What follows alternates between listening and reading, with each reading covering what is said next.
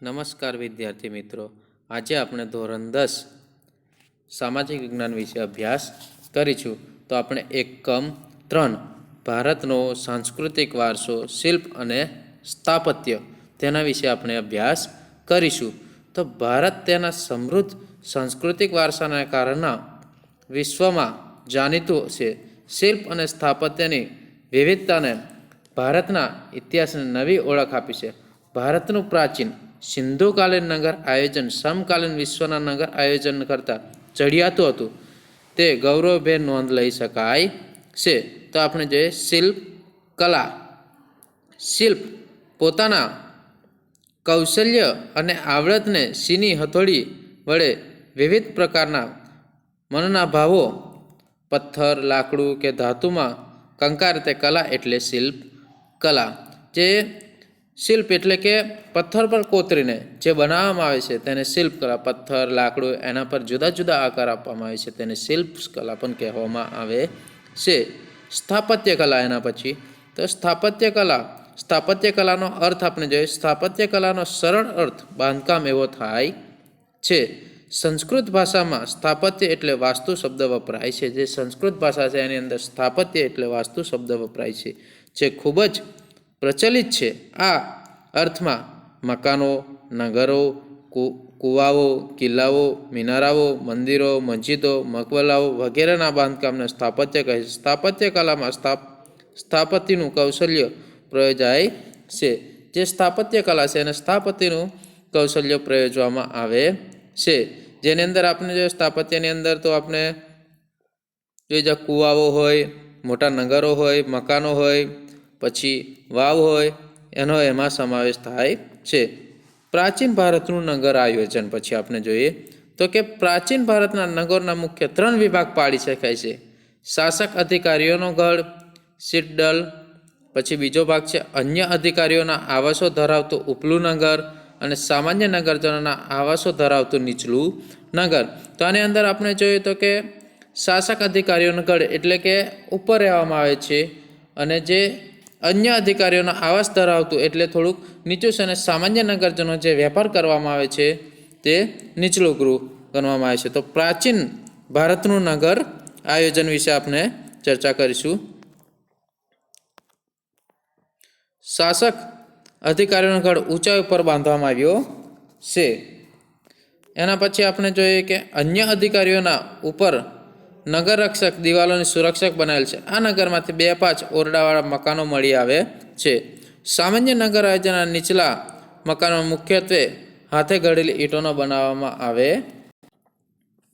તો આપણે સિંધુ ખીણની સંસ્કૃતિની પ્રજાને સ્થાપત્ય ક્ષેત્રે તે સમયની બધી જ સંસ્કૃતિઓ કરતાં સુંદર અને વ્યવસ્થિત એવા કેટલાક નગર વિકસાવ્યા હતા. એ પૈકી હડપ્પા અને મોજેદડો નામના નગરો મહત્વના હતા.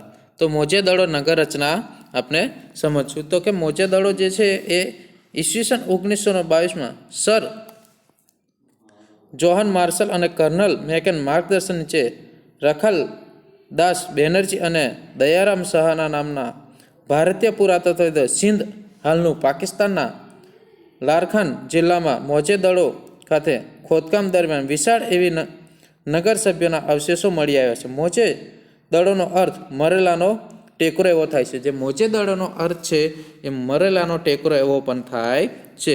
તો એનો આપણે જોઈએ નગર આયોજન. તો મોજેદડો નગર આયોજનની દ્રષ્ટિએ શ્રેષ્ઠ હતું. મકાનો પૂર અને ભેજથી બચવા ઊંચી પીલથી પીઠિકા ઉપર બાંધવામાં આવતા હતા. જે પૂર આવે તો એનાથી જે ભેજ આવતો હોય એનાથી બચવા માટે ઊંચા પીઠિકા ઉપર બાંધવામાં આવતા હતા. શ્રીમંતોના મકાનો 2 માળના, જે શ્રીમંતો છે એમના મકાનો 2 માળના અને 5 કે 7 ઓરડાવાળા હતા. સામાન્ય વર્ગના લોકોના મકાનો 1 માળ અને 2 કે 3 ઓરડાવાળા હતા. સમગ્ર નગરની ફરતે દિવાલની રચના કરવામાં આવી હતી. તો આપણે જોઈએ કે અંદર આપણે જોઈએ છે કે ઉપલો, નીચો અને નીચે એ રીતે એની રચના કરવામાં આવી હતી.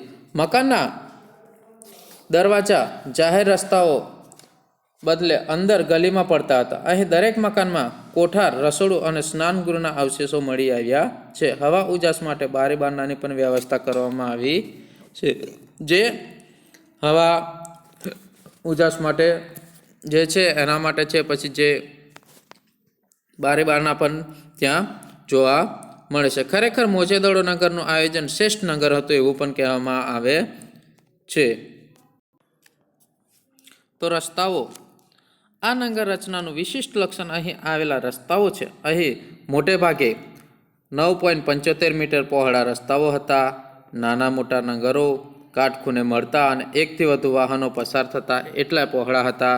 રસ્તાની બાજુમાં રાત્રિ પ્રકાશ માટે થાંભલા હોવાનું અનુમાન છે. નગરના સીધા પહોળા રાજમાર્ગો હતા. તે કયા વળાંક નહીં લેતા, સીધા જ જતા હતા. આ પ્રાચીન સમયની વિશેષતા ગણાય છે. બે મુખ્ય રાજમાર્ગો હતા. એક માર્ગ ઉત્તરથી દક્ષિણ અને બીજો પૂર્વથી પશ્ચિમ તરફ જતો હતો. બંને માર્ગો મધ્યમાં કાટખૂણે છેદતા હતા.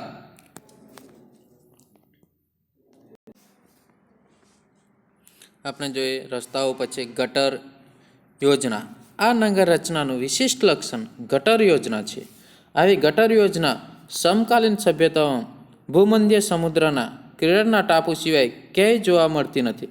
નગરમાંથી ગંદા પાણીના નિકાલ માટે ગટર બનાવવામાં આવી હતી. દરેક મકાનમાં એક ખાડકૂવો હતો. આવી સુવ્યવસ્થિત ગટર યોજના પરથી લાગે છે કે તે સમયે સુધરાઈ જેવી કોઈ કાર્યક્ષમ વ્યવસ્થા હશે અને તેથી કહી શકાય કે તેઓ સ્વચ્છતા તેમજ આરોગ્યના ઊંચો ખ્યાલ ધરાવતા હશે, કે તે વખતે પણ લોકો કઈ સ્વસ્થ અને આરોગ્યનો ઊંચો ખ્યાલ ધરાવતા હશે. પછી જાહેર સ્નાન નાગર, જે જાહેર સ્નાન માટે અહીંથી વિશાળ સ્નાનગાર મળી આવે છે. સ્નાન કુંડમાં સ્વસ્થ પાણી દાખલ કરવા માટે અને ગંદુ પાણી બહાર કાઢવા માટે વ્યવસ્થા હતી. ગરમ પાણીની વ્યવસ્થા હશે અને વસ્ત્રો બદલવા માટે ઓરડીઓ મળી આવે છે. ધાર્મિક પ્રસંગે અહીંના લોકો આ રસ્તાનો ઉપયોગ કરતા, સ્નાનનો ઉપયોગ કરતા હશે. પછી જાહેર મકાનો. જાહેર એટલે બધા માટે, જાહેર જનતા માટે રહેવા માટે. મોચેદળોમાંથી જાહેર ઉપયોગમાં એવા 2 મકાનો મળ્યા છે. તેનો ઉપયોગ સભાખંડ કે મનોરંજન ખંડ, વહીવટખંડ કે રાજ્યના કોઠારખંડ તરીકે થતો હશે એવું અનુમાન લગાવવામાં આવે છે. મકાનોની એક હરોળ અહીંથી મળી આવે છે, જે સૈનિકો માટેની બારેક. હવે મિત્રો આપણે જોઈશું હડપ્પા, જે પ્રાચીન ભારતના એક નગર હડપ્પાનો પરિચય આપશો આપને. સર જોન માર્શલ અને કર્નલ મેકેનના વડપ્પન નીચે ઈસવીસન 1921માં દયારામ શાહીના પંજાબમાં મોન્ટેગ ગોરીમારી જિલ્લામાં આવેલા હડપ્પા પાસેથી ભારતીય સભ્યતાના અતિ પ્રાચીન અવશેષોની શોધ કરી. અતિ એટલે કે જૂના પ્રાચીન અવશેષોની શોધ કરી છે. હિમાલય પ્રદેશમાં રોપર, ઉત્તર પ્રદેશ મેરઠ જિલ્લામાં, આલમગીરીપુર રાજસ્થાનમાં, કાલીબંગર ગુજરાતમાં, ધોળકા તાલુકામાં, લોથલ કચ્છમાં, દેસળપુર, શિકારપુર, ધોળાવીરા અને સૌરાષ્ટ્રમાં લીંબડી પાસે, રંગપુર, ગોંડલ પાસે, શ્રીનાથગઢ, રોજડી, મોરબી પાસે, કુંતાસી, સોમનાથ વગેરે સ્થળોએ સિંધુ ખીણની સભ્યતાના અવશેષો પ્રાપ્ત થાય છે. આ જગ્યાએ સિંધુ ખીણની સંસ્કૃતિના અવશેષો પણ પ્રાપ્ત થાય છે. તો આપણે જોઈએ સપ્ત સિંધુ નદીનો પ્રદેશ એ આપણા દેશની સંસ્કૃતિનો પ્રદેશ છે. આ પ્રદેશમાં જે સંસ્કૃતિ ખીલી હતી તે સિંધુ ખીણની સંસ્કૃતિ કહેવાય છે. આ પ્રદેશની અંદર જે ખીલી હતી સંસ્કૃતિ એને સિંધુ ખીણની સંસ્કૃતિ કહેવાય છે. સૌપ્રથમ તો આ સંસ્કૃતિના અવશેષો હડપ્પા સ્થળેથી મળી આવેલા, તેથી તેને હડપ્પીય સંસ્કૃતિ કહેવાય છે. પહેલાં જે અવશેષો છે મળી આવેલા હડપ્પા સંસ્કૃતિ, તેને હડપ્પીય સંસ્કૃતિ પણ કહેવામાં આવે છે. આ સ્થળેથી પાષાણના અને તાંબાના ઓજારા, ચીજવસ્તુઓ વગેરે મળી આવે છે. તેથી તે તામ્રપત્ર યુગની સંસ્કૃત પણ કહેવાય છે. હડપ્પીય સમયનું નગરોનું આયોજન સુવ્યવસ્થિત હતું. તેના મોટા કોઠાર અને કિલ્લેબંધી નોંધપાત્ર છે. તેઓ અલંકારો ધારણ કરવામાં શોખીન હશે તેવું પણ પુરાતત્વમાં મળી આવે છે. તો આપણે જોઈએ કે ચિત્રની અંદર પણ ઘણા બધા અવશેષો મળી આવેલા છે. તો હવે વિદ્યાર્થી મિત્રો આપણે જોઈએ ધોળાવીરા.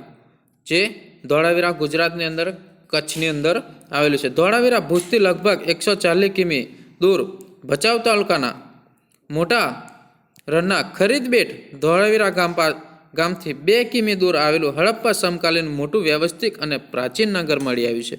ગુજરાત રાજ્યના પુરાતત્વ વિભાગ પણ આ ટીમ્બાનું સર્વેક્ષણ કર્યું હતું. એ પછી આર્કિયોલોજીકલ સર્વે ઓફ ઇન્ડિયાના અધિકારીઓ સંશોધન હાથ ધર્યું. ઈસવીસન 1990માં રવિન્દ્રસિંહ બિસ્તાના માર્ગદર્શન હેઠળ વિશેષ ઉત્કલન થયું. ઉત્કલન એટલે ખોદકામ થયું. ધોળાવીરા કિલ્લા મહેલ તેમજ નગરની મુખ્ય દિવાલોની જે સફેદ રંગ કરવામાં આવ્યા હશે તેના અવશેષો મળી આવ્યા છે. નગરને કિલ્લેબંધી મજબૂત સુરક્ષા વ્યવસ્થિત છે. આ દિવાલ માટી, પથ્થર અને ઈંટોમાંથી બનાવેલ છે. અહીંથી પીવાનું પાણી શુદ્ધ ગળાઈને આવે તેવી વ્યવસ્થા કરવામાં આવી હતી, જે વ્યવસ્થિત આજે આધુનિક યુગમાં પણ આપણે કરી શકીએ નથી. પાણીની શુદ્ધિકરણની આ વ્યવસ્થા અદ્ભુત હતી એવું કહેવાય છે. ચિત્રની અંદર આ નગર પણ બતાવવામાં આવે. હવે આપણે જોઈએ લોથલ. લોથલ અમદાવાદ જિલ્લાના ધોળકા તાલુકામાં આવેલ છે. લોથલ ધોળકા તાલુકાના ભોગવો અને સાબરમતી એમ 2 નદીઓના વચ્ચેના પ્રદેશમાં આવેલું છે. ખંભાત અખાતથી 18 કિલોમીટર દૂર છે. તેમાંથી માનવ વસાતા 3 થર મળ્યા છે. નગરના પૂર્વ છેડે નીચાણવાળા ભાગમાં ભરતીના સમયે જે ભરતી આવે એ સમયે વાહન લંગારવા માટે મોટો ધક્કો બાંધવામાં આવ્યો હતો. આ લોથલની વિશેષતા છે. આ ધક્કો વખારો, દુકાનો, આયાત નિકાસ પુરાવા વગેરે દર્શાવે છે. લોથલ તે સમયે ભારતનું સમૃદ્ધ બંદર હશે એવું કહેવામાં આવે છે. ગુજરાત માટે આ ગૌરવ લેવા જેવી બાબત છે. લોથલ ગુજરાતને જ નહીં પરંતુ ભારતના ઇતિહાસમાં પણ ગૌરવ બક્ષે છે. તો ચિત્રની અંદર બતાવવામાં આવેલું છે કે લોથલ બંદર આખું દર્શાવવામાં આવેલું છે કે ધક્કો મારવા માટે, અને જે એક સમૃદ્ધ બંદર પણ એને ગણવામાં આવે છે. તો વિદ્યાર્થી મિત્રો, અસ્તુ. જય હિન્દ, જય ભારત.